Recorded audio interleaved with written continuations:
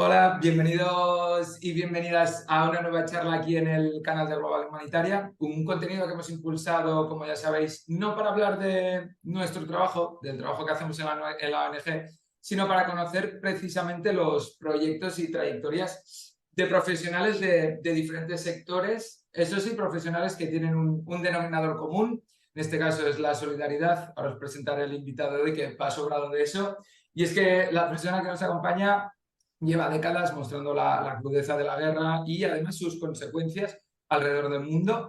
De hecho, desde que inició su carrera allá por los años 80, ha cubierto conflictos armados en América Latina, ha sido testigo de la guerra del Golfo, realizado una cobertura excepcional de la guerra de los Balcanes y cubierto también varios conflictos en África o Asia.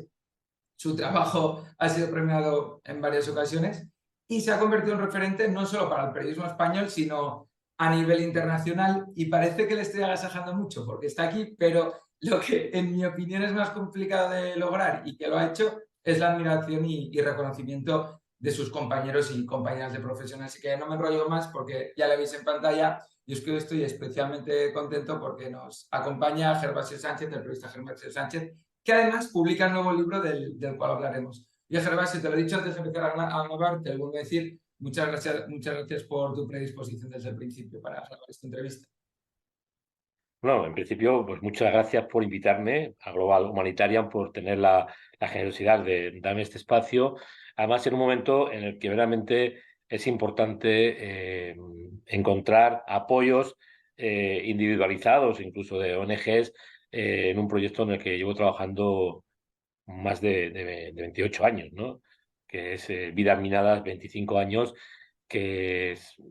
estamos ahora haciendo una pre-campaña, una campaña de precompra, mejor dicho, con la editorial Blume. Es un libro muy grande, de los grandes, de un libro que si costase 100 euros sería lo lógico. Y en cambio, pues hemos intentado por todos los medios con la editorial que el libro no salga a ese precio porque sería casi inasumible por la inmensa mayoría de las personas. Pero claro, para ello necesitamos que se refuerce, digamos, la campaña de precompra, ¿no? Saber asegurar que tenemos ya un dinero importante de compras ahora en mayo, o sea, la campaña acaba ahora el 15 de mayo. Y bueno, yo creo que es un libro que va a gustar mucho, ¿no? Porque estamos hablando de víctimas de minas a las que yo sigo desde que empecé este proyecto en 1995. Mm. Es que me pongo, por ejemplo, en mi propia familia, es que mi hijo no había nacido todavía. O sea, mi hijo nació en 1998, cuando yo había presentado Vidas Minadas. La inmensa mayoría de mis sobrinos o eran niños o no habían nacido cuando yo presenté la primera parte de Vidas Minadas en noviembre de 1997, ¿no? Que fue cuando se presentó después de 2 años de trabajo.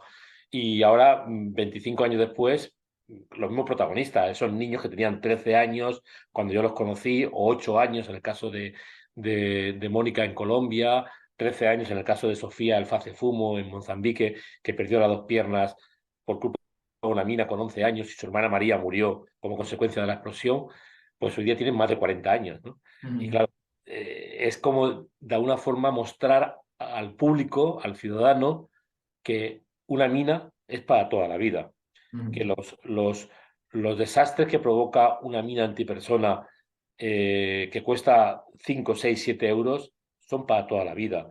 Que Sofía, cuando se muera con 75 años, 80 o más, si es mejor que pueda morirse más tarde, mucho mejor, habrá cambiado 20 o 25 veces de prótesis en su vida. ¿Quién paga el coste de todo esto, no?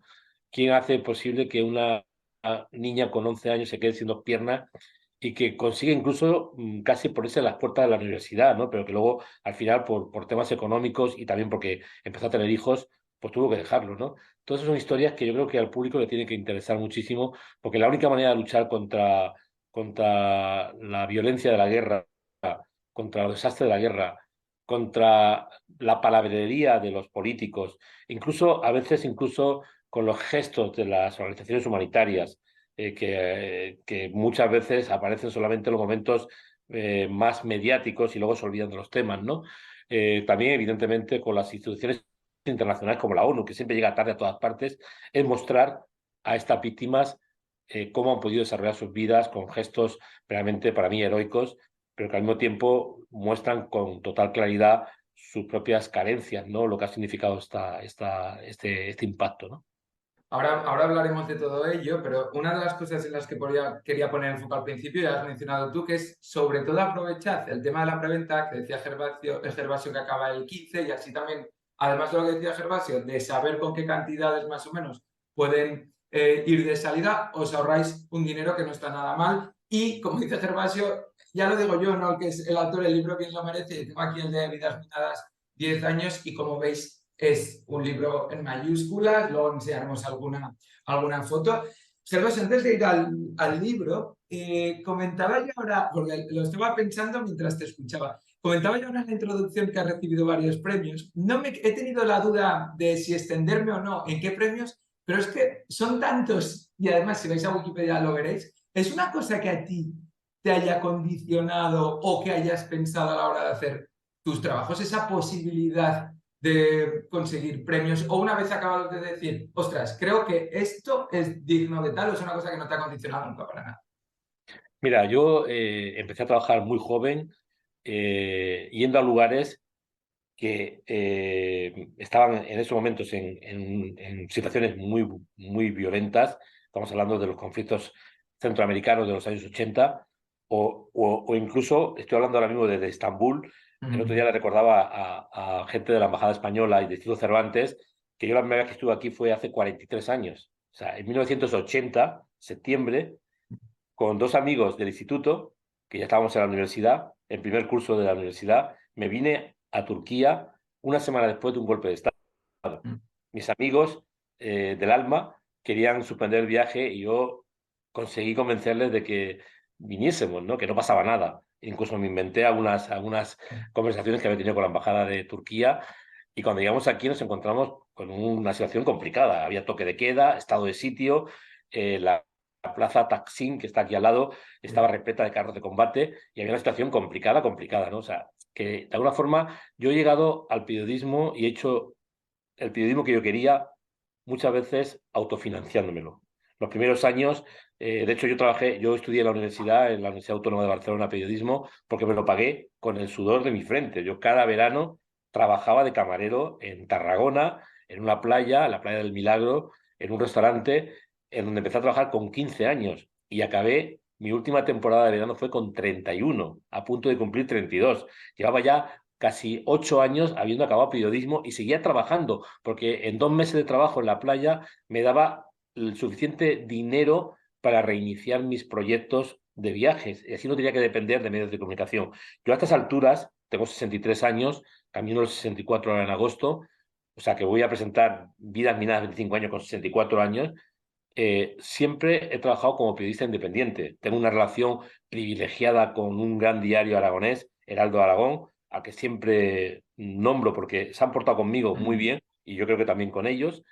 He trabajado con casi todos los medios de comunicación españoles, he colaborado con diarios que ya ni existen, revistas que no existen, he colaborado con medios de comunicación radiofónicos, como por ejemplo la cadena SER, o sigo colaborando con la cadena SER o la BBC, el Servicio Español de la BBC, pero yo sigo siendo un periodista independiente. Es decir, yo no cobro paga extra, nunca he cobrado una paga extra como periodista. Es decir, en el mes de junio o en el mes de diciembre, cuando llegan las pagas extras, vienen para las personas digamos, que están en el staff de los diarios. Como yo soy un colaborador y aunque tenga un acuerdo de colaboración, no tengo una paga extra. O la parte de la paga extra está incluida en las mensualidades, con lo cual no veo que un mes cobre el doble, ¿no? Y esto ha hecho posible que haya trabajado siempre con mucha independencia, que nunca me he dejado sustraer a lo que yo tenía en mi mente por intereses de unos o de otros, que jamás he aceptado prebendas y me he defendido como gato con las uñas fuera, ¿no? Cuando han intentado en algún momento pues buscar formas de influirte, ¿no? Y cuando he llegado el momento de presentar mis proyectos, he sido extremadamente duro denunciando las arbitrariedades que pasan, esté quien esté en el poder. O sea, A veces me sorprende muchísimo porque me encuentro gente que no tiene por qué seguir mi trayectoria, ni mucho menos, que te dice, bueno, claro, es que tú criticas ahora al PSOE o a Podemos. Digo, no, perdona, yo he criticado al PP, he criticado al PSOE de Zapatero, he criticado al PSOE de Felipe González, he criticado al PP de Aznar, incluso he criticado en mis primeros años universitarios a los gobiernos de Adolfo Suárez, a que conocí personalmente en Chile, que tuvo además un comportamiento conmigo muy, muy increíblemente sanísimo, cuando ya no era nadie en la política española, y que yo le confesé claramente que él me parecía una persona que venía del franquismo, ¿no? Pero que había hecho una serie de gestos en el Chile de Pinochet que me había merecido mucho respeto y que a partir de ese momento lo iba a respetar para toda mi vida, ¿no? O sea, que yo he criticado a todo el mundo, me da igual quién esté en el poder. O sea, de hecho, cuando voy a veces a hacer charlas, eh, lo mejor que puede pasar es que no me digan a quién pertenece el municipio, a qué partido político pertenece el municipio en el que estoy. Mejor que no me lo digan, porque si me lo dicen, puedo desplegar un ataque más feroz por ser quien soy, ¿no? O sea, que es mejor De, que no me digan nada y que me dejen tranquilo.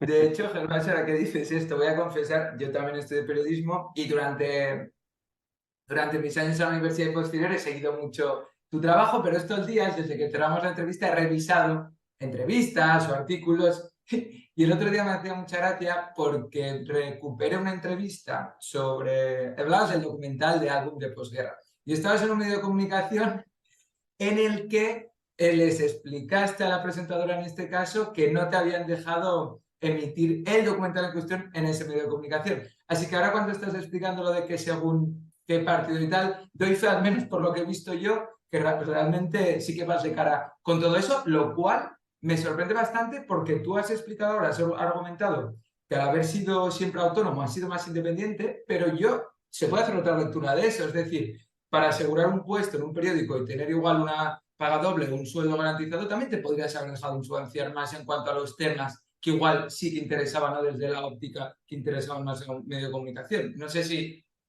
lo que estoy diciendo tiene Bueno, a ver, sentido. no, no, no, a ver, yo soy muy, digamos,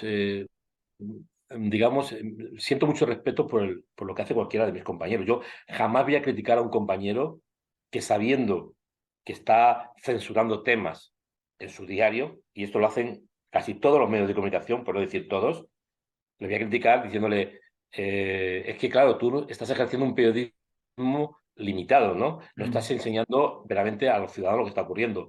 No lo voy a hacer porque esa persona posiblemente tiene hijos estudiando, van a la universidad, yo no sé cuáles son su situación económica en su casa, no voy a meterme para nada en ello, ¿no? Mm. Critico más a los medios de comunicación y a las personas que están en los puestos claves, que es los que Mm. toman las decisiones, ¿no? Y aquí realmente en este país ha pasado cosas muy graves desde la transición. Es decir, la mayor parte de los medios de comunicación españoles están vinculados a intereses políticos, económicos y mediáticos. Es decir, saben a quién atacar y cuándo, saben con quién postrarse porque son poderosos, saben lo que no hay que tocar y esto, quien lo niegue, simplemente miente a la audiencia. Y han pasado cosas muy graves en el periodismo español, en las diferentes etapas, porque claro, en España tenemos un problema serio, los ciudadanos en general. Cuando nuestro partido político está en el poder, nos callamos sus atrofias, sus corrupciones, sus corruptelas, sus tráficos de influencia. Cuando nuestro partido político está en la oposición, nos volvemos súper críticos. Y esto ocurre también en los medios de comunicación. Mm. Aquí hemos pasado época en la que, estando el Partido Socialista Obrero Español en el gobierno, y el Partido Socialista Obrero Español en el gobierno ha estado mucho más años que la derecha, hasta el momento, los diarios pro-socialistas se callaban sus vergüenzas. No hablaban de la corrupción, no hablaban del terrorismo de Estado, no hablaban de las corruptelas políticas. Y cuando en cambio llegaba la derecha, esos mismos medios de repente se sentían muy críticos con el poder y viceversa. Y todo esto hay que denunciarlo para que el ciudadano lo sepa. Eso no significa que haya que destruir la esencia del periodismo. Una sociedad sin buen periodismo, y sinceramente creo que la española no tiene buen periodismo, está condenada a la manipulación con más facilidad. Lo que tenemos que hacer los ciudadanos españoles es exigir calidad periodística, pero no solamente cuando nuestro partido político está en la oposición.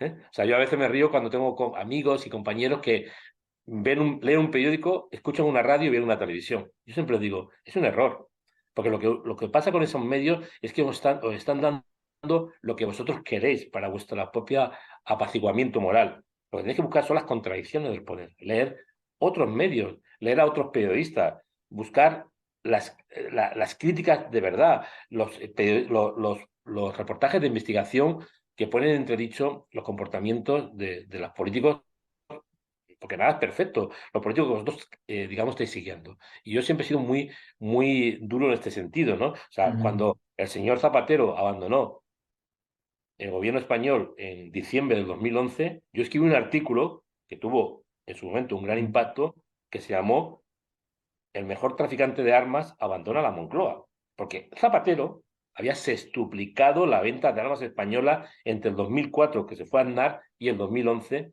que llegó Rajoy. Sextuplicado. La tabla del 6. Vendíamos 400 millones y pasamos a vender 2.400 millones. Y Zapatero era un hombre que había instrumentalizado la palabra paz de una manera vergonzosa desde mi punto de vista, que había hablado de alianza de civilizaciones. Luego llegó Rajoy, que duplicó, o sea, Zapatero se duplicó y Rajoy duplicó lo que había sextuplicado el señor Zapatero, ¿no? Y llegamos a vender 4.000 y pico millones de euros en armas, que era 10 veces más en el 14 que en el 2004. Y ahora tenemos una situación absolutamente alucinante, con el gobierno más izquierdista de la historia de España, de la historia de la humanidad, e incluso en la galaxia consideran que el gobierno actual español es el más izquierdista de toda la historia, que parece que han inventado el izquierdismo en este país, ¿no? Es un gobierno que es muy de izquierdas y ha sido capaz de seguir vendiendo armas a los mismos niveles que se vendían anteriormente. E incluso se ha llegado incluso a batir récords. Entonces, dices, ¿a qué estamos jugando? ¿A qué estamos jugando? ¿Qué estamos vendiendo? Vendiendo humo al ciudadano. No somos capaces de llegar al poder y, y intentar por todos los medios buscar formas de cambiar lo que hemos criticado desde la oposición. ujú. ¿O qué pasa? Que cuando llegamos al poder, a los salones del poder, nos quedamos tan relajados que nos olvidamos de nuestras propias promesas. Y esto es lo que pasa. Y yo no me pienso callar nunca, pase lo que pase. Y te digo lo siguiente, muy importante. En España, ser crítico con los poderes fácticos es extremadamente peligroso. Ser crítico con los poderes políticos, mucho más.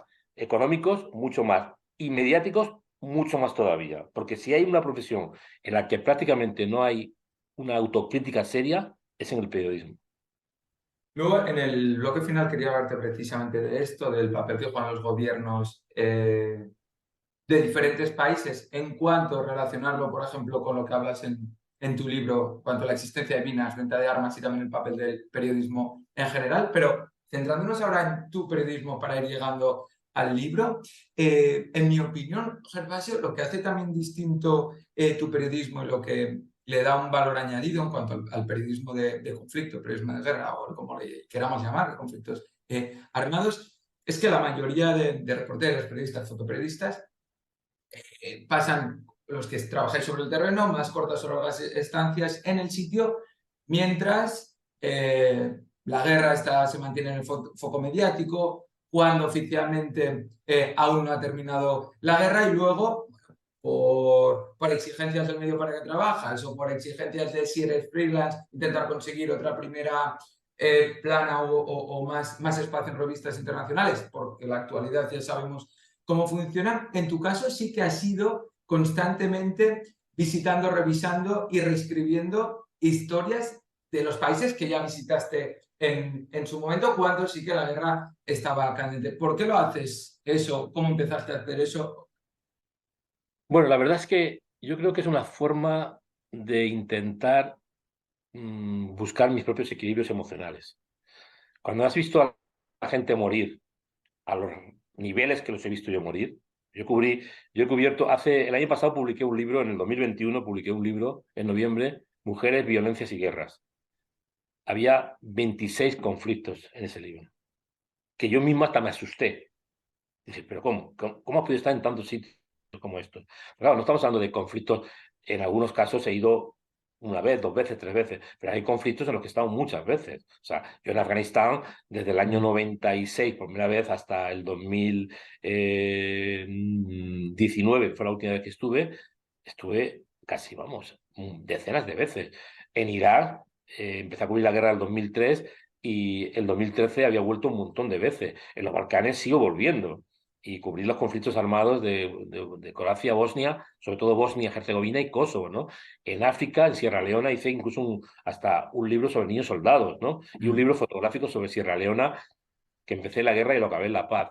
Entonces, todo esto he visto morir gente. He estado en Ruanda en el 94. Quienes estuvimos en Ruanda en el 94 nunca lo olvidaremos. Cómo la gente moría, primero con la violencia étnica entre Hutus y Tutsi y después con el cólera. He estado en hambrunas tremendas en Sudán, viendo a niños y a mujeres y a ancianos y a gente endeble morir delante tuyo, pero no uno ni dos, por decenas y decenas cada día, ¿no? O más. En Ruanda, por centenares y miles incluso, ¿no?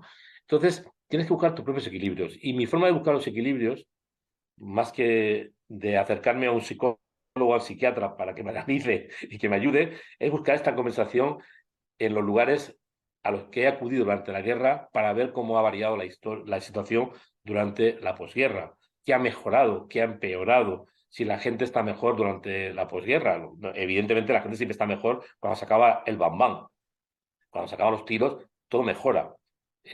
Lo que sí es verdad que a veces mejora durante un tiempo, luego todo se estanca, no hay estabilidad económica, la gente que más ha sufrido sigue sufriendo como sufría durante la guerra, sí, pero sin bombas, y esto hace que sea muy injusto todo. Y es una manera un poco de no tener que ir al psicólogo ni al psiquiatra. Es un poco como diciendo, ¿has visto las guerras en América Latina? Pues, ¿qué ha pasado con esas víctimas, ¿no? Con esas personas que tuvieron la mala suerte de pisar una mina. Yo sé lo que es una mina, yo sabía lo que era una mina. En los años 80 yo me empotraba con la guerrilla salvadoreña, con el ejército salvadoreño, con la contra nicaragüense, con los sandinistas. En Perú, en Colombia, iba con unos, iba con otros. Y cuando ibas andando por los caminos, por el monte, lo que más te preocupaba no era las emboscadas, era pisar una mina. Y de hecho yo me ponía muchas veces como 1,5 metros, 2 metros detrás del compañero que iba delante, el soldado, el guerrillero, y pisaba donde pisaba él, porque sabía lo que era una mina. Lo que yo no sabía es que las minas tenían tanto impacto al acabar las guerras. ¿Por qué? Porque los ciudadanos regresan a los sitios que fueron expulsados y se encuentran todo el territorio minado, porque los combatientes, sean de un lado, sean de otro, no se han llevado las minas, no las han neutralizado, las dejan allí y entonces empiezan a haber accidentes en Angola, en Afganistán, en Nicaragua, en El Salvador, en Bosnia. La primera vez que yo volví a Bosnia en el año 96, cuando acabó la guerra, que además volví con el equipo de territorio Comanche, con el actor Carmelo Gómez, el actor Imanol Arias, el director de la película Gerardo Ordero y el escritor Arturo Pérez Reverte, entramos en la morgue, pues yo quería que ellos vieran lo que Ya. era la morgue y lo que encontramos así eran víctimas de minas. Ya no había víctimas de tiros, había víctimas de minas, las primeras víctimas de la guerra, de la posguerra bosnia. Entonces, yo creo que ha sido esto lo que me ha obligado a hacer este tipo de historias, mantener mi equilibrio emocional y y demostrar claramente que las guerras no se acaban cuando dice Wikipedia, que es una frase que yo repito muy a menudo, Mm. porque, claro, hay gente que cree que se firma un trocito de papel y ya se acaba la guerra. No, no. La guerra se acaba cuando las consecuencias se superan. A veces décadas después y a veces nunca. Guerra Civil Española. Estamos en el año 23. Faltan 13 años para que se cumplan 100 años del inicio de la guerra. En ese momento, en julio del 2036, habrá un montón de gente, políticos de la época, historiadores, bla, bla, bla, bla, bla, conmemorando y hablando es cátedra. Y yo lo que haré será presentar un libro sobre la búsqueda de los desaparecidos en España, para decirles, no, no, ustedes durante la dictadura fue una vergüenza lo que pasó, pero durante la democracia, pronto hará 50 años que murió Franco, se ha hecho exactamente lo mismo. De hecho, es para mí mucho más brutal lo que ha ocurrido desde el 75 hasta ahora con los desaparecidos de la Guerra Civil Española que lo que ocurrió entre el 43 y 44 cuando Franco dejó de matar o mató menos a partir de ese momento y el 75. Porque Franco no tenía que garantizar la dignidad de las víctimas ni de sus familiares. Los demócratas sí. Y los demócratas cogieron el problema de los desaparecidos y lo metieron debajo de la alfombra. Y esto es lo vergonzoso. Y yo estoy preparando un proyecto para el 2036, que lo voy a presentar camino de los 80 años, pero lo voy a presentar, porque lo estoy haciendo de manera silenciosa, día a día, yendo a fosas, yendo a entregas de cuerpos, trabajando con los trabajadores con los exhumadores, con los antropólogos forenses, porque creo que es importante reflejar en la historia de tu país la verdad histórica. Esa verdad que los propios políticos demócratas de este país la han pisoteado y han engañado a las nuevas generaciones, contando una película de lo que fue la guerra. Sus consecuencias fueron terribles y todavía hoy día hay gente que ya no son hijos ni nietos, son bisnietos buscando a sus seres queridos. Espero que cuando publiques ese libro, si te vuelvo a contactar, me concedas también una entrevista. Ahora de lo que hablabas, perdón, ya nos metemos leyendo en el libro, pero ahora ponías el ejemplo de España, de la falta de reparación de los hijos, nietos, bisnietos de las víctimas. Ponías el ejemplo de Ruanda, genocidio atroz, la dureza de la guerra y la crudeza de la guerra de los Balcanes, y la frase que decías tú, ¿no? De que la guerra no acaba cuando dice Wikipedia. Para los habitantes de esos países, entiendo que acaba cuando, o para muchos no acaba, porque ya han quedado mutilados y ya son heridas de por vida. Para otros que igual han tenido más suerte, pues cuando pueden perdonar al vecino Tutsi o al vecino Hutu o al croata. Y para ti, que has visitado, como decías, 26 conflictos, que no vives permanente en esos países, pero que los visitas constantemente, ¿para ti cuándo acaban estos conflictos, estas guerras? Mira, el otro día me preguntaban qué va a pasar en Ucrania. Yo estaba en Ucrania hace poco, ¿no? Volví hace un mes y medio de Ucrania. No estoy cubriendo la guerra al ritmo que me hubiera gustado cubrirla porque estoy con vida minada de 25 años, pero he estado, el año pasado estuve un mes entero y ahora he estado casi 4 semanas, ¿no? Y la gente me preguntaba qué va a pasar en Ucrania, si habrá posibilidad de que las comunidades vuelvan a vivir juntos o los puentes de convivencia se han destruido. Y les ponía el ejemplo de los Balcanes. En los Balcanes, las guerras acabaron teóricamente en el 95. Se firmó el Acuerdo de Dayton, que puso fin a la guerra de Bosnia-Herzegovina. Quizás la guerra más dura junto con la de Kosovo, porque la guerra de Croacia duró 6 meses, aunque fue muy virulenta, y la guerra de Eslovenia duró 3 días, ¿no? Pasado mañana. Y un poquito de guerra en Macedonia. Pero las guerras duras fueron Bosnia-Herzegovina y Kosovo. Y todavía hoy día las comunidades viven de espaldas unas a otras.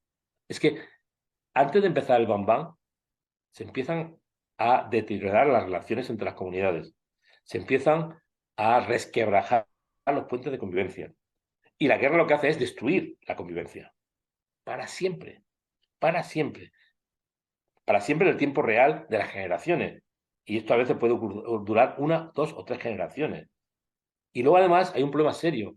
El relato de cada comunidad es un relato que entra en contradicción con el relato de la otra comunidad. Cada comunidad cuenta la historia como considera conveniente. Tú te vas a Ruanda y le preguntas a los Tutsis qué pasó a los Hutus, qué hicieron con los Tutsis, y te van a contar que es que ellos tenían miedo de que los Tutsis, que era una minoría, pero que además había ejercido el poder históricamente desde la época de las colonias, les podían masacrar. De hecho, los Tutsis había llegado al punto de que ya no eran considerados seres humanos, eran considerados cucarachas. De hecho, cuando empezó el genocidio, lo que mataban los Hutus eran cucarachas, no Tutsi, no seres humanos.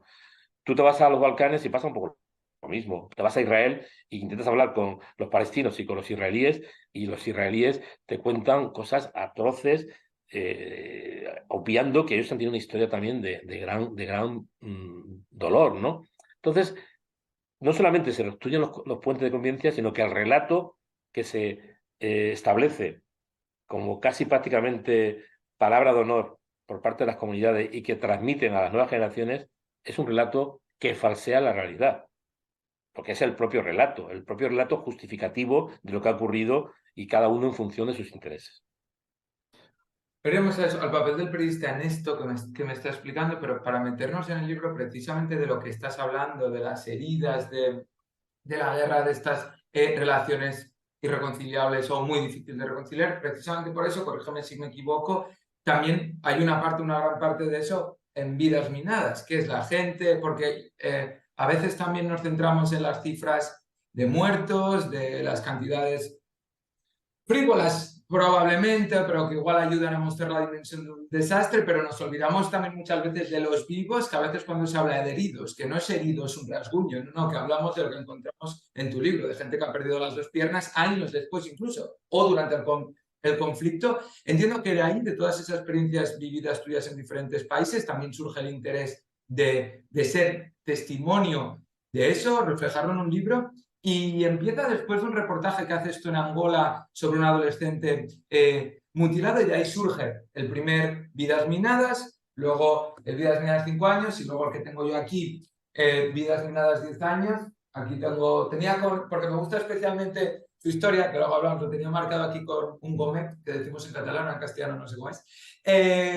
¿Cómo ha sido el proceso del 25 años? Es decir, que ha cambiado aparte, evidentemente, de las edades de los protagonistas y de su propio transcurso vital, pero me refiero a la hora de tú trabajar con este libro después de tantos años. Mira, una cosa muy importante es que cuando a mí me surgió la posibilidad de hacer mi primer viaje a Angola, que por cierto financió una revista del corazón, en el año 95, cuando los medios de comunicación españoles, algunos especialmente, ganaban trillonadas de pesetas. O sea, no había problema económico, pero tenían cero interés por determinados temas, aunque diga lo contrario ahora. O sea, a mí fue una revista del corazón, sorprendentemente, una revista del corazón que a mí me parecía bastante frívola, ¿no? La que su dueño, y aquí tengo que decir sinceramente que esa persona abrió una puerta que no sabe hasta qué punto ha sido importante. Me contrató para que yo eligiera el país que yo quisiera para hacer una historia de un adolescente, un niño, al final fue un adolescente víctima de una mina antipersona, para apoyar la campaña española contra las minas que acababa de nacer.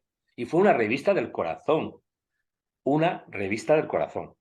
No fue el diario que se autoestimula cada día como que somos un diario de referencia, que eso es de las cosas que me pone de los nervios. Esos medios de comunicación, nosotros somos de referencia. ¿De referencia de qué? Si habéis pactado con el partido favorito en un montón de historia en la que no habéis toqueteado jamás a los grandes empresarios económicos de este país, ni los banqueros, que con dinero de los paraísos fiscales, a las grandes empresas armamentísticas que están vinculadas a los bancos, a la financiación bancaria, a las grandes empresas de gas, de luz, de electricidad. Son intocables. El Corte Inglés, intocable durante décadas, intocable durante décadas. Y me vais a dar aquí ahora lecciones de qué. Entonces fue una revista del corazón que tuvo la suerte fue que a mí me pilló, yo acabo de presentar El cerco de Sarajevo, lo había presentado en enero del 95 y llevaba más de una década trabajando en zonas de conflicto. Yo con 30 y pocos años llevaba ya un buen tute de conflictos. Había estado en todos los conflictos latinoamericanos más importantes, incluidas algunas dictaduras militares, había estado en los Balcanes, había cubierto Somalia, Sudán, había cubierto Ruanda, había cubierto conflictos súper duros. Había cubierto incluso el ébola del 95 en el Congo, cuando el ébola nadie sabía lo que era, ¿no? Había cubierto conflictos muy duros, había sufrido estrés postraumático por determinadas cosas que luego pasaron en mi vida. Y estaba harto del bambán, estaba harto de que los muertos fueran un dispositivo de ceros que se iban sumando en la que jamás aparecían los nombres de la gente que moría. Y yo quería hacer una historia individualizada, particularizada, con nombres y apellidos. Y bueno, cuando me fui a Angola me encontré con una situación increíble. Un país que había sido un pasto de la Guerra Fría, donde el gobierno de Dos Santos, un grandísimo corrupto, sinvergüenza, que murió en Barcelona hace poco, ¿eh?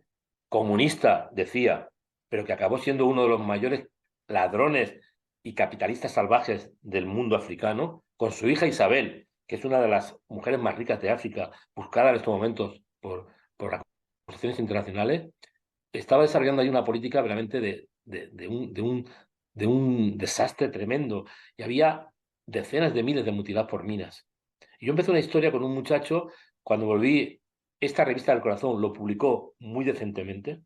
Era sorprendente porque tú ¿Te habrías... preocupaba, te preocupaba que cambiasen? ¿O Eso fue un modificaciones? pacto. Eso fue un pacto. El dueño de la revista con el que yo me entrevisté me dijo textualmente que con su dinero hacía lo que le daba la gana, porque yo puse en cuestión que una revista del corazón tuviese interés por estos temas, a no ser que fuera para manipularlo. Él me dijo que Mm, con su dinero hacía lo que le daba la gana, y yo dije, perfecto, si no me tocas nada de la edición fotográfica ni la edición literaria, porque era un reportaje literario fotográfico, adelante. Y no me tocaron nada. Y lo publicaron muy bien, en varios capítulos, y entre Lady Di, que en aquel tiempo estaba muy de moda, y las comparsas del corazón españolas, en las que había varias, aparecía una historia de Adelino Chimoco, con mm. 15 años, que había perdido la pierna con una mina, y su padre había muerto también con una mina, y el cadáver de su padre estaba todavía tirado en un campo de minas, y él, su ilusión era que limpiaran ese campo de minas para recuperar el cadáver de su padre. Con lo cual, esto fue una historia que a mí me permitió darme cuenta de que había historias importantes que hacer. Me puse en contacto con la campaña española contra las minas, que eran 8 ONGs. Me entrevisté con cada una de ellas en Barcelona, en Madrid y en Tarragona.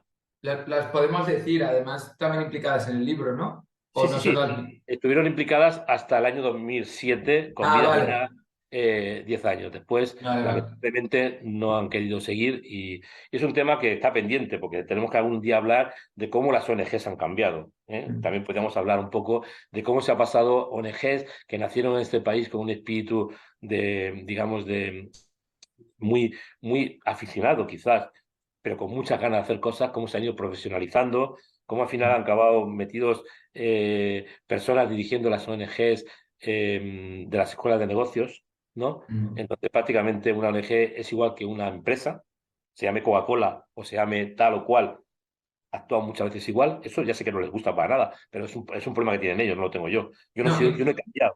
Yo sigo haciendo mi trabajo con las mismas ganas, ilusiones y fortaleza moral y ética que lo hacía hace 30 años. Yo no he cambiado, los que han cambiado han sido los demás.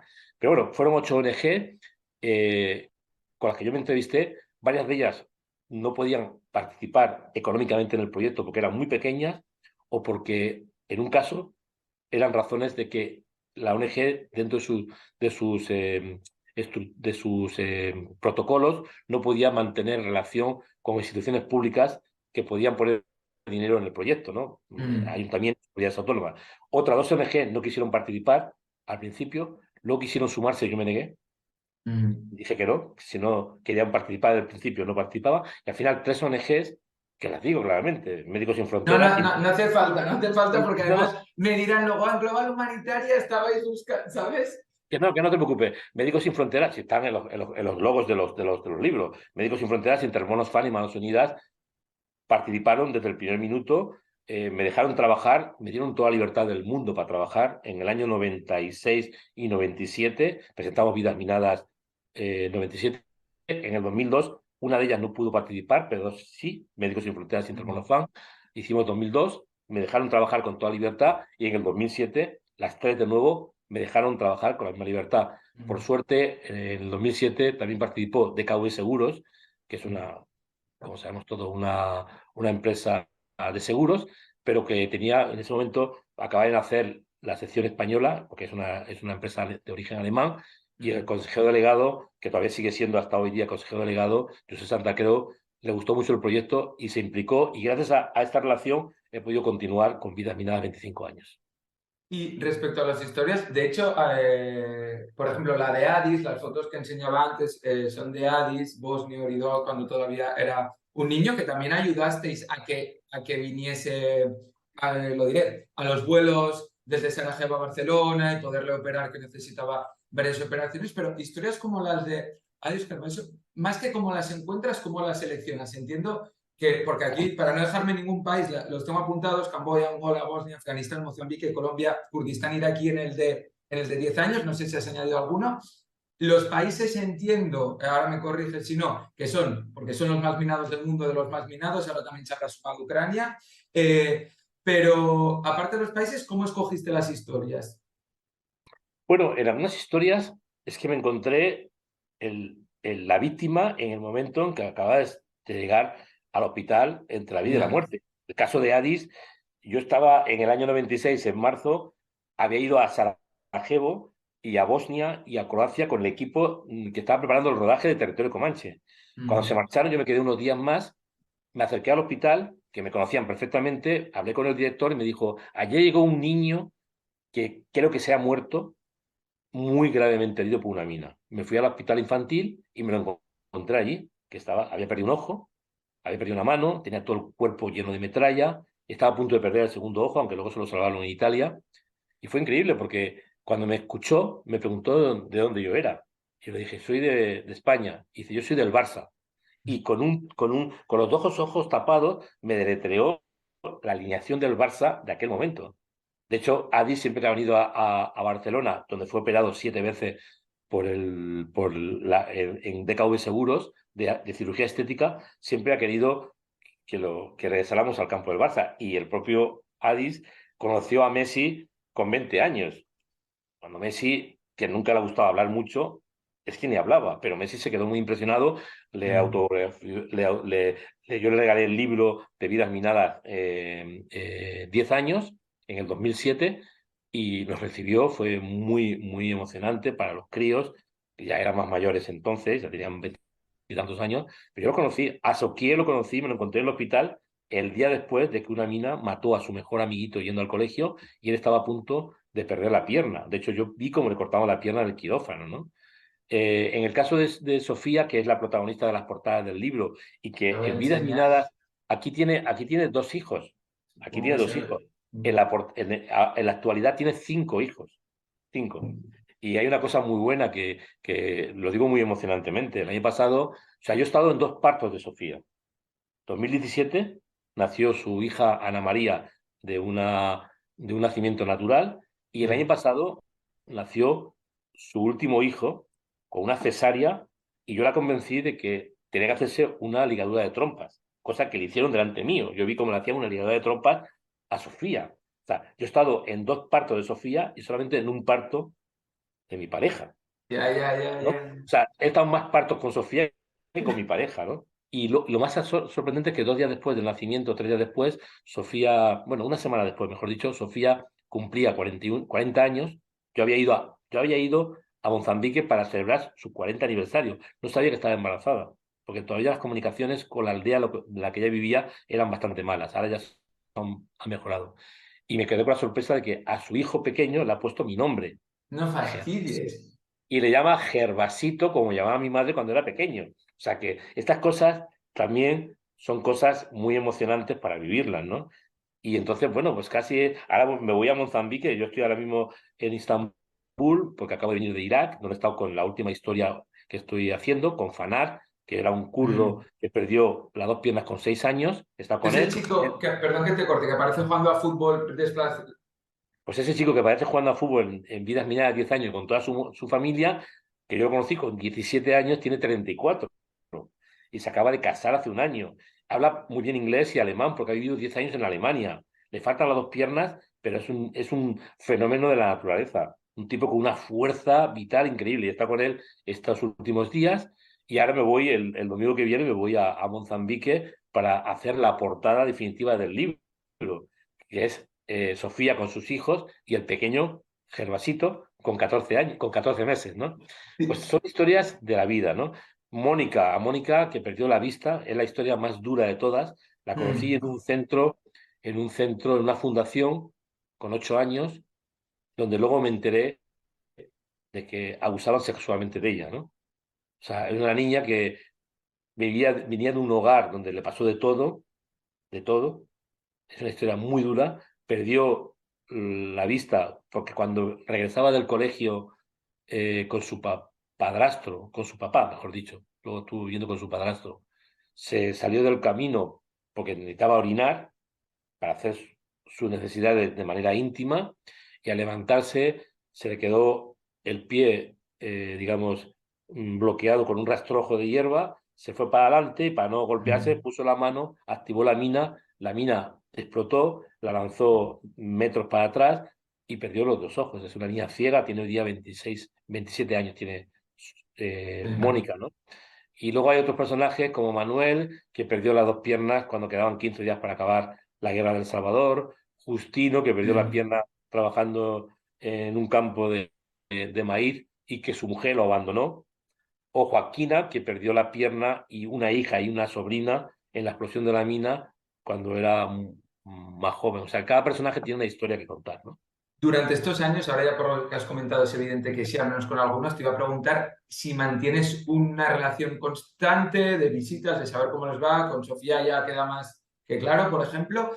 ¿Cómo les has visto? Porque yo tenía pensado preguntarte, durante estos 25 años, si ha evolucionado mucho en los países de los que ellos son el trato, la cobertura afectados por minas antipersonas, si has visto esa evolución, tienen más cuidado de ellos, se les da una paga, no sé, estoy hablando por hablar, pero si ha mejorado ese trato, o si en cambio se estancó, se mantiene igual o incluso ha evolucionado por diferentes razones. Bueno, mis relaciones con los personajes son cada vez mejores gracias a las comunicaciones. O sea, yo tengo en mi cabeza el día que cumple años Sofía. Yeah. Ahora, el día 26 de abril, cumplió 10 años el primer hijo de Addis, Alec, que yo estuve cuando nació en Sarajevo, hace 10 años, ¿no? Conozco mejor los cumpleaños de los personajes que de algunos de mis hermanos, que a veces, gracias a mi pareja, que me recuerda, oye, que es el cumpleaños de tu hermano tal o de tu hermana cual, ¿no? Y se me olvida. Entonces tengo una relación con ellos muy especial y con algunos de ellos a menudo, ¿no? O sea, yo sé que si le mando un mensaje a Addis, si me tarda más de un minuto en contestarme, bueno, es que algo pasa, porque es un loco de estar todo el día conectado, ¿no? Sofía es más complicado, pero siempre me contesta, aunque sea unas horas después, porque las comunicaciones son más complicadas. Con Fanar ahora en Irak, en el Kurdistán iraquí, pues me marchaba de allí, le mandé varios mensajes y vamos a estar en contacto, ¿no? Porque es un lince también de las comunicaciones, ¿no? O sea, que hay personajes con los que tengo más relación, con Manuel Orellana en El Salvador, con la familia de Justino, que viven en una zona con peores comunicaciones, ¿no? Pero todo esto va mejorando muchísimo, ¿no?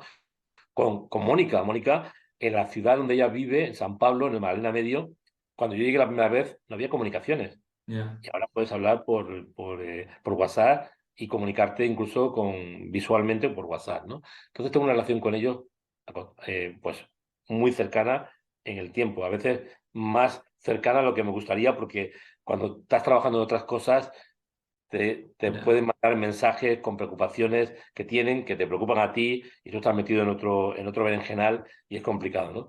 La historia de cada país digamos, a ver, todos estos países han mejorado porque todos estos países se han alejado de la guerra. Quizás Afganistán es el país en la peor situación porque después de 20 años de presencia extranjera han vuelto los talibanes. Pero, por ejemplo, Mehdi y su hermana salieron en uno de los aviones últimos de Afganistán y están viviendo en Madrid en estos momentos, ¿no? Evidentemente, yo los puse en la lista, ¿no? Y los sacamos. Y bueno, y el caso de Addis, pues no me preocupa porque tiene una pensión vitalicia que es bastante buena para la media de Bosnia, ¿no? Sofía es una mujer, es una heroína que lucha y lucha y lucha por sacar a sus hijos delante y quiere que sus hijos estudien, porque ella quiso estudiar en la universidad y de hecho acabó secundaria y para los últimos 2 años de secundaria se hacían 9,6 kilómetros en silla de ruedas ida y 9,6 kilómetros en silla de ruedas de vuelta. O sea, yo a veces los pongo como ejemplos de lucha, ¿no? En el caso de Manuel ha conseguido que sus 4 hijos hayan llegado a la universidad. Por favor, un chico doble amputado que vive en Apopa, que hasta hace 4 días las maras le obligaban a pagar incluso dinero por tener el coche en la puerta de casa. Un trabajador junto con su mujer, que es una otra heroína, increíble, ¿no? Además se enamoró Edith, de Manuel sin 2 piernas. Normalmente mujeres mutiladas son mujeres abandonadas.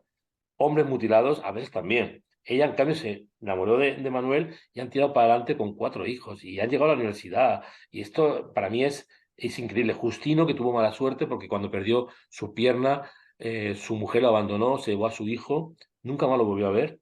Después tuvo una relación de pareja con una chica que yo conocí en el año 2006 y Mm. también tuvieron otro hijo y al final se separaron. Ahora está viviendo con una señora maravillosa y están cuidando de la nieta de esta señora, que es, o sea, Justino está cuidando a una especie de nieta de su mujer, de su pareja, Mm. algo que nunca pudo hacer con sus hijos, y ha mejorado mucho su vida, ¿no? Entonces, cada personaje, Medí, que yo lo conocí con 8 años, perdió la pierna siendo muy niño, y que estaba en una remodelación de muñón, es decir, cuando le estaban Mm. cortando el muñón de nuevo, habla perfectamente español.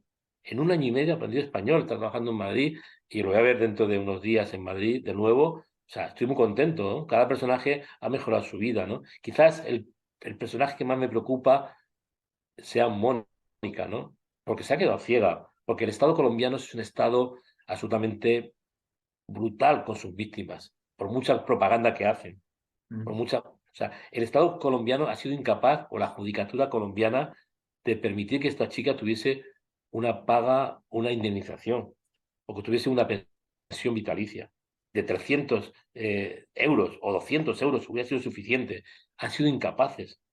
O sea, el Estado colombiano pisotea los derechos de las víctimas. Y a mí lo que me preocupa de Mónica, que ya lo ha anunciado varias veces y lo ha hecho, que cualquier día me puedan llamar para decirme, pues se ha tirado Ya, por un puente, porque se ha ya. intentado suicidar varias veces, ¿no? Porque lo está pasando muy mal, su vida es muy dura y el Estado colombiano es un Estado que pisotea a las víctimas. Y si se queja el Estado colombiano, yo le contaré claramente al Estado colombiano por qué digo todo esto. Ahora, utilizando, cogiendo el hilo de la historia de Mónica, salvo lo que explicabas de Justino, que sí que le dejó su pareja o sus parejas, ¿es para afectados o afectadas por minas antipersonas más difícil para las mujeres salir adelante? En cuanto, ya no hablo de ayudas estatales, sino en cuanto al recibimiento o apoyo de la propia comunidad. Bueno, mujer mutilada casi siempre es igual a mujer abandonada. Yo conozco casos de mujeres mutiladas que no han sido abandonadas, pero Mm. casi siempre. Porque sobre todo en América Latina y en África se suele utilizar el símil de que ya no eres completa, te falta una parte o dos partes de tu Mm. cuerpo y ya no sirves. Tal como te lo estoy contando, ¿eh? Eso es lo que dicen los hombres de las mujeres. También hay casos de hombres abandonados. El caso Justino es clarísimo que fue abandonado, ¿no? Pero las mujeres tienen una capacidad mayor de continuar con su pareja y de resistir junto a su pareja la mala hora de haber perdido una pierna o dos piernas, ¿no? Por supuesto, la guerra siempre tiene un mayor factor de violencia contra las mujeres, en general. Si comparamos el número de mujeres mutiladas abandonadas con el número de hombres mutilados abandonados, de cada 10 casos, 8 serán de mujeres y 2 de hombres. O sea, 80%, ¿no? Eh, en general, siempre son más afectadas. Sofía tiene 5 hijos, de 4 hombres distintos. El primer hijo, Leonardo, que ahora vive está en Sudáfrica, un poco desaparecido, porque los hombres de Mozambique se van a Sudáfrica a buscarse la vida y solamente vuelven si les va bien. Mm. Y si no dan noticias, mejor, porque si dan noticias porque algo ha pasado grave. Leonardo nació de una, digamos, casi violación, ¿no? Fue un trabajador del centro ortopédico cuando era una niña, era una menor de edad, se aprovechó de ella, la dejó embarazada y luego la dejó tirada. Su segunda hija, Alía, nació de un hombre que se marchó a Sudáfrica a trabajar y que cuando volvió no quiso saber nada. Y nunca jamás mandó un solo dólar o peso, ¿no? O euro. Las dos hijas anteriores, las dos hijas tercera y cuarta, nació de un chico que yo conocí, que casi le parto la cara el día que nació su cuarta hija, Ana María, porque fui yo quien la llevó al hospital. O sea, fue una coincidencia. Yo llegué de Mm. casualidad a Mozambique y me la encontré embarazada de 9 meses y ese día se puso de parto. Si yo no estoy con mi coche, con los problemas que tiene de salud, con la tensión muy alta, podía haber muerto. Y al día siguiente casi le parto la cara. Por suerte, Sofía tomó la decisión de echarlo de casa, porque se aprovechaba de ella, estaba todo el día bebiendo, etcétera, etcétera. Y su quinta hija, su quinto hijo, Gervasito, pues por primera vez yo veía a un hombre a su lado. De hecho, tengo fotografías muy bonitas después del parto. El día que cumplió 40 años lo celebramos magníficamente, unas fotos muy bonitas, y 3 meses después se suicidó.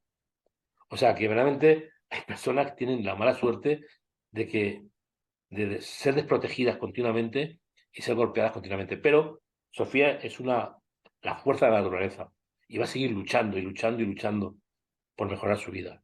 Y yo por eso creo que estos personajes cuentan más sobre la lucha por la supervivencia y la dignidad que todos los rollos patateros que nos cuentan los políticos, las organizaciones humanitarias especializadas que cuentan historias de qué hacen y lo que dejan de hacer. Estas son las historias de verdad. Por eso me cabría muchísimo que un Estado como el Estado colombiano sea incapaz de ayudar a sus víctimas, ¿no? A pesar de que se ha comprometido a ayudarlas, pero que toda la gestión de legalizar, de darle continuidad a los trabajadores sociales, de seguimiento a las historias, no se hace, sobre todo si vives en un pueblo alejado de las grandes ciudades, ¿no?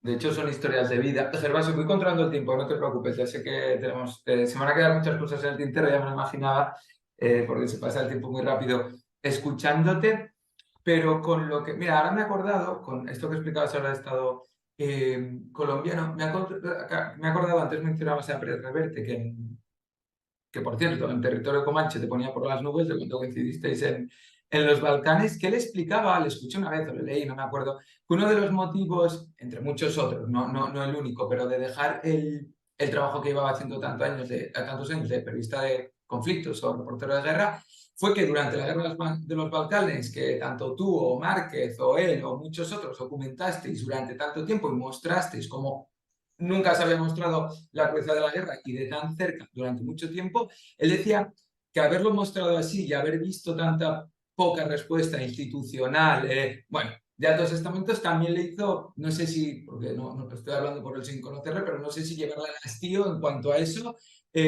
No sé si esto a ti te pasa, además con un trabajo que no es de 3 4 5 años, como una guerra, por ejemplo, de los Balcanes, sino de 25 años, que encima creas estos vínculos que ahora nos estaba explicando.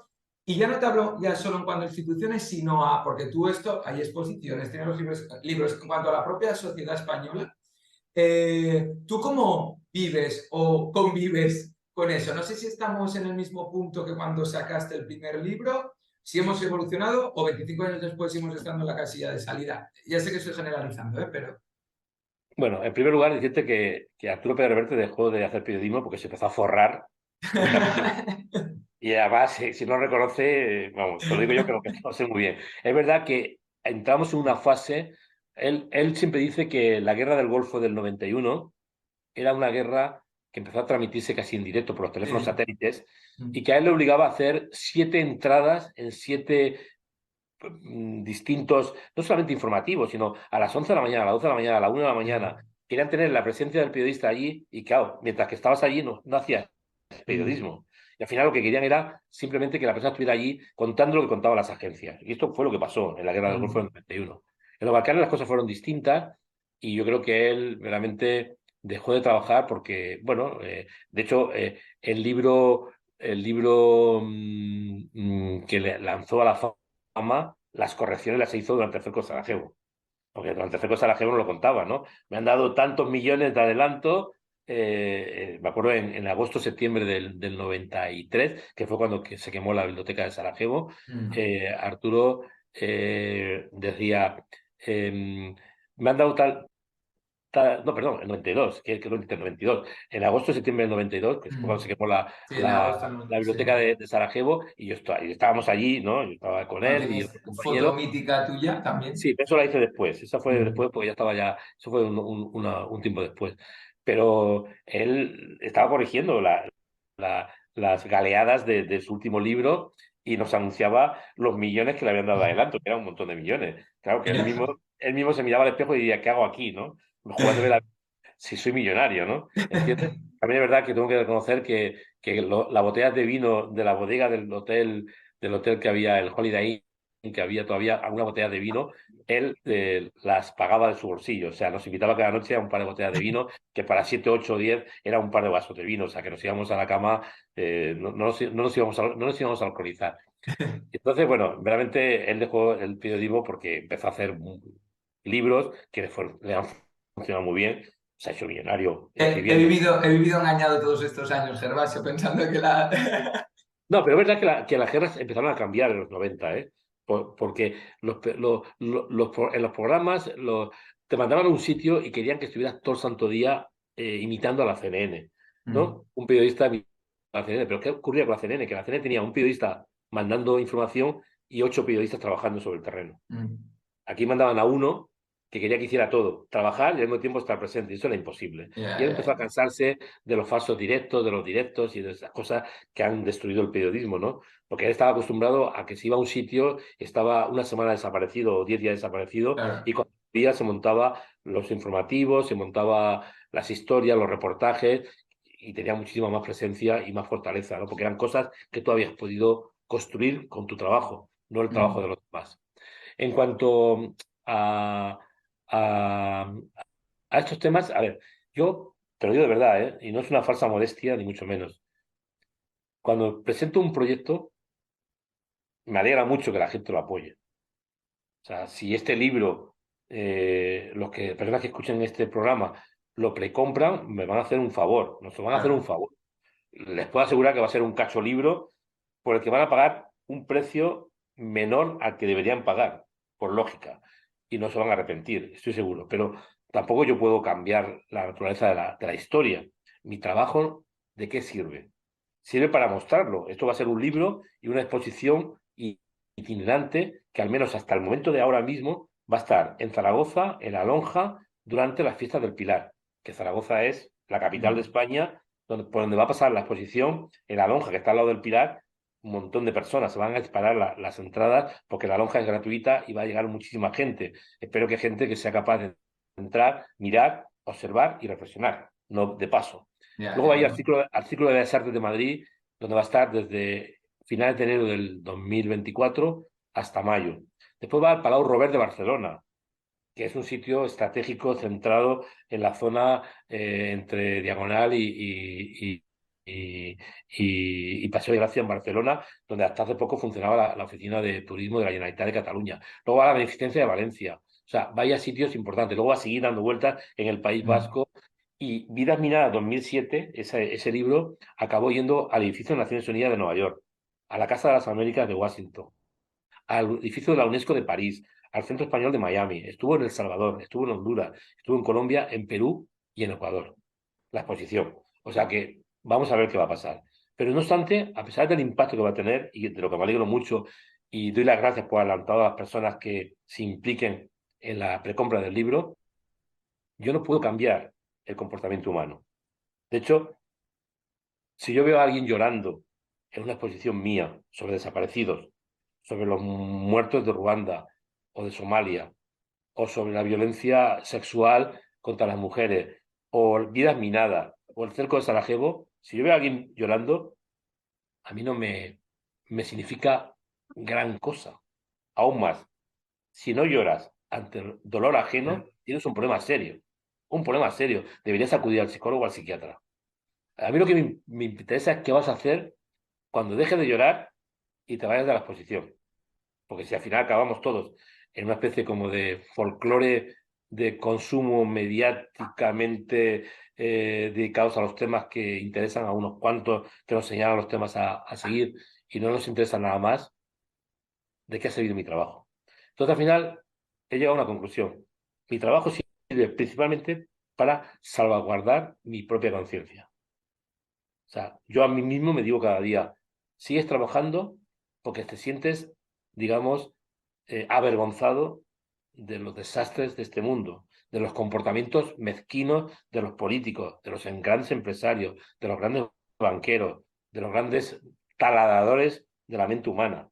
Me sigo avergonzando de lo fácil que es manipular a la sociedad, de lo fácil que es envenenar a la gente joven, de lo fácil que es domesticar a la sociedad, de lo fácil que es que los jóvenes, si tienen una cierta mm, personalidad, se defiendan y consigan aprender de las historias que ocurren a su alrededor, leyendo y leyendo y leyendo y informándose con información de calidad. ¿Qué puedo hacer para cambiar el mundo? Eso sí, cada vez que presento mis trabajos, pues arreo a diestro y a siniestro. Cuando me dan un premio, lo mismo. Lo siento mucho, yo no vengo aquí a hacer un premio protocolario. No lo he hecho en mi vida ni lo haré. Y esté quien esté. Igual a veces hay gente que se queja, hay gente que no le gustan las críticas. De hecho, en nuestro país hay mucha gente que no le gustan las críticas. Yo tengo el caso de un presidente de una comunidad autónoma que me están entregando un premio importantísimo, importantísimo, y me está entregando una alta autoridad del Estado, ¿no? Y es el único que no aplaude, porque en el pasado tuvo un lío político, un lío en el que yo critiqué su posición como presidente de la comunidad autónoma y él no lo entendió y se sintió herido, porque este presidente se mira cada noche al espejo y el espejito mágico le sigue diciendo que es el mejor presidente del mundo. ¿Entiendes? Es que me da igual. Si mañana Zapatero me encuentra y me dice, oye, cada vez que hablas de mí, me llamas el mejor traficante de armas que pasó por la Moncloa. Me parece feo. Digo, ¿por qué? Si tú conseguiste que España se duplicase la venta de armas española. Y fuiste tú. Tú eres el máximo representante del Estado español. No fue la Comisión de Industria que toma estas decisiones, en la que partidos políticos que están presentes se callan cada vez que se viola la ley de control de armas. Como se lo he dicho yo a miembros de los partidos de oposición, a los gobernantes de cada turno, diciéndoles, oye, tenéis que criticar. Si se está violando la ley de control de armas, el secreto de Estado no existe. Si Zapatero se enfada, o se enfada Aznar, como cuando yo, el día el que llegó el cadáver de José Couso Mm. en el 2003, perdón, a Madrid, ese día el diario El Mundo, es decir, el diario de cabecera de Aznar, gracias a Pedro J. Ramírez, que se atrevió a publicarlo, publicó un artículo mío que se llamaba Carta de un doliente al señor presidente, donde le daba un portazo en la cara importante, por no llamarlo un tortazo. Si se mosquea, pues es su problema. Si yo, cuando he criticado el comportamiento cínico, mezquino de Felipe González o de Rajoy, se mosquean, pues es su problema. Que Podemos se cabrea porque critica su política vinculada al gobierno actual, porque siempre dicen lo mismo, es que nosotros no podemos hacer nada. ¿Cómo que no podéis hacer nada? Si estáis en el gobierno, estáis en el gobierno, para bien y para mal. O solamente aplaudís cuando las leyes os favorecen. Cuando tenéis que hacer una ley que os gusta y la autopromocionáis, no hay ningún problema. Cuando tenéis que lidiar con los temas complicados, entonces ya no sois del gobierno. O es que somos muy poquito del gobierno. No, eso no sirve. O estáis en el gobierno o estáis en la oposición y no podéis actuar en el gobierno al contrario de cómo actuabais en la oposición. Voy mirando el tiempo, dos preguntas más y te dejo, que quiero cumplir con mi palabra, Gervasio.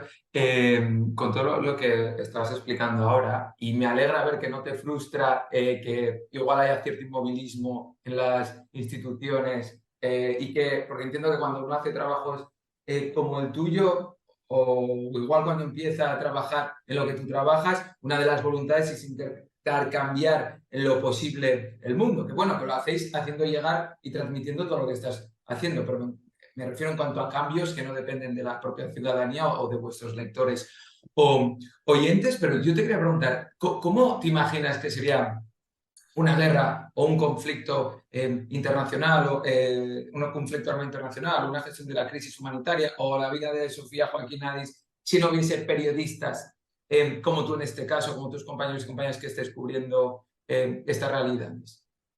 Mira, antes de contestarte, te diré que yo como máximo pongo una tirita, Mm, como hacen muchas ONGs, poner mm, tiritas, mm, porque la única manera de cambiar las cosas es uniformando criterios y luchando juntos por determinados objetivos.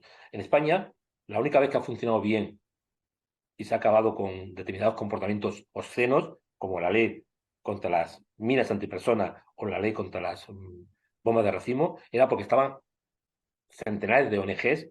De hecho, hubo en la campaña contra las minas hasta 1.100 ONGs de todo el mundo juntas, permisivas con ellas mismas, diluyendo sus famosos, eh, con sus logos en la masa. No todo el día preocupados por el logo, que es uno de los problemas principales que Mira qué pasa palo me acabas de con pegar, Gervasio. algunas ONGs. No te preocupes. Ah, Y que entonces, sí, yo sí. creo que las batallas hay que hacerlas cambiando, intentando cambiar las cosas, no poniendo tiritas.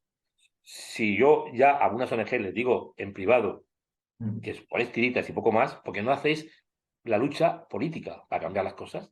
Yo, siendo un simple periodista, lo tengo también extremadamente difícil para hacerlo, ¿no?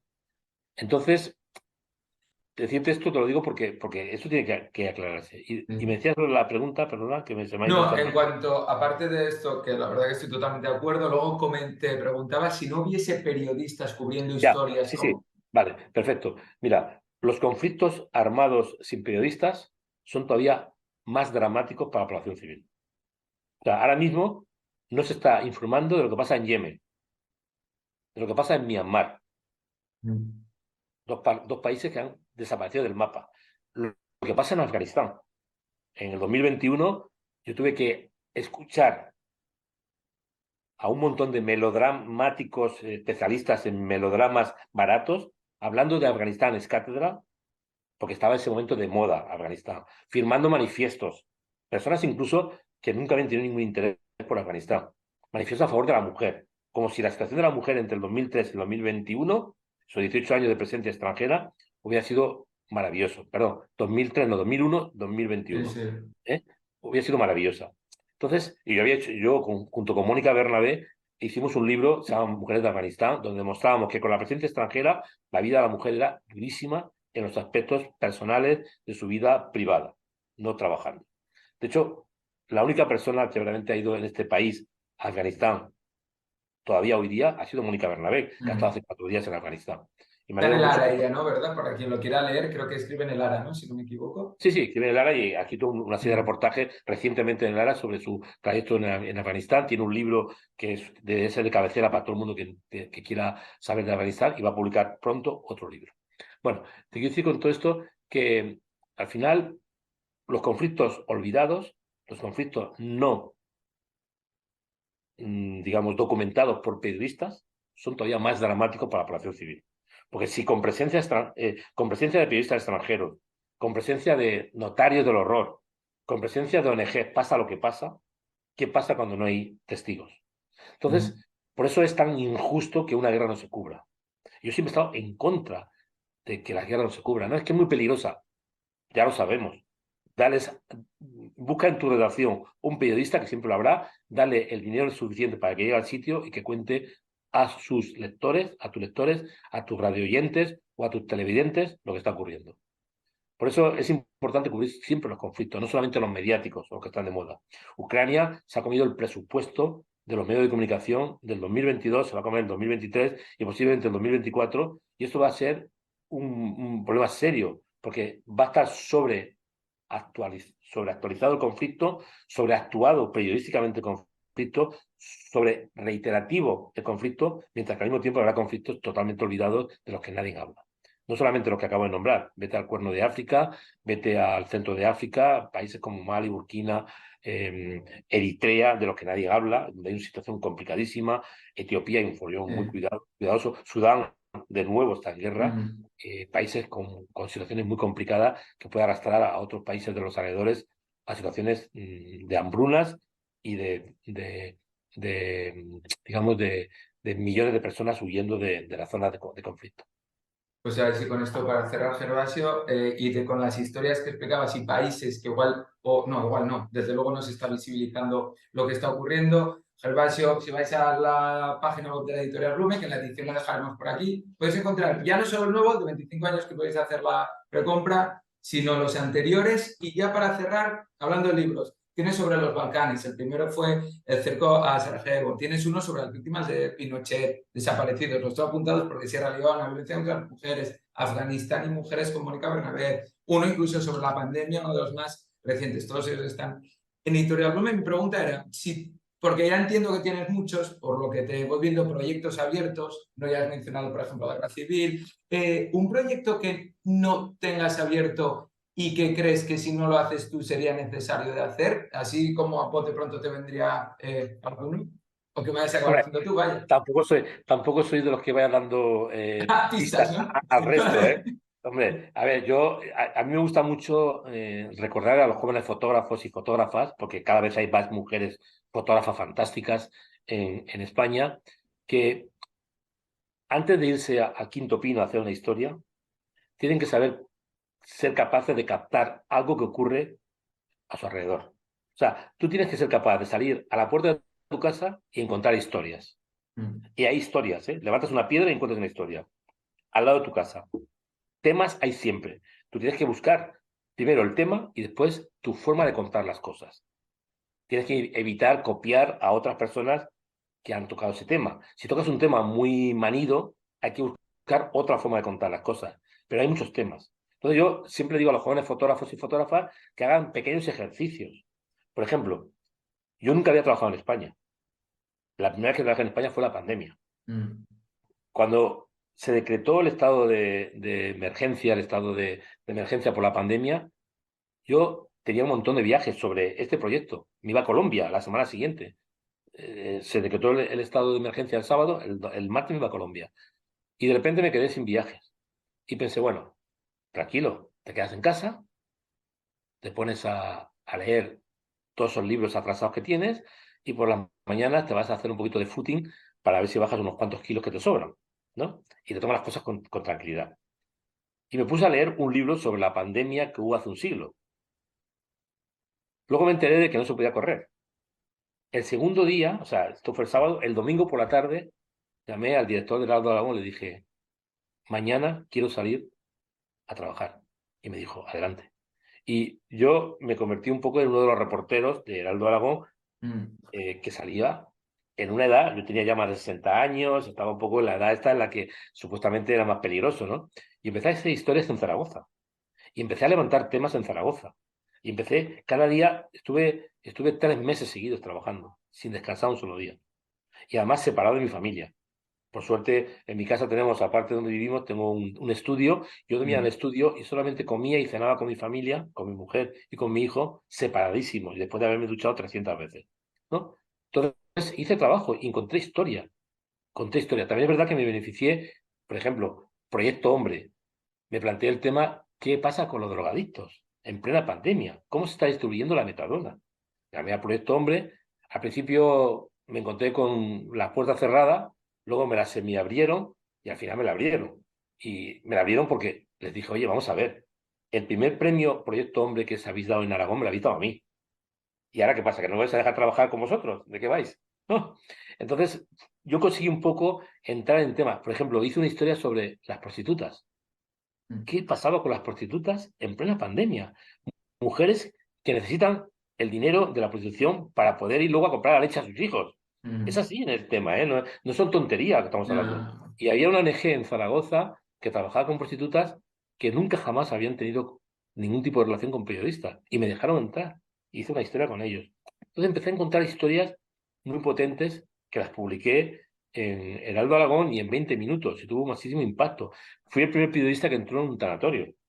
De hecho, cuando publiqué la historia del tanatorio de Zaragoza, me llamaron compañeros de Mm. Madrid, de Andalucía, de Barcelona y del País Vasco para ver si yo les podía conseguir un permiso. Pero me lo habían dado a mí por ser vos quien soy. O sea que al final hice cosas al lado de mi casa. Por eso yo insisto mucho a los jóvenes que se intenten implicar en historias que pasan a su alrededor. Y si las resuelven bien, conociendo el contexto, conociendo el idioma, conociendo lo que pasa, sabiendo que si habla el mismo idioma que tú, escuchas y puedes entender lo que está pasando con más facilidad, puedan hacer una historia en el quinto pino. Si son incapaces de hacer algo al lado de su casa, dudo mucho que vayan a la India, en un país que tiene 2000 lenguas censadas, y hagan una historia que no sea una historia típica de colorido y poco más. Mm.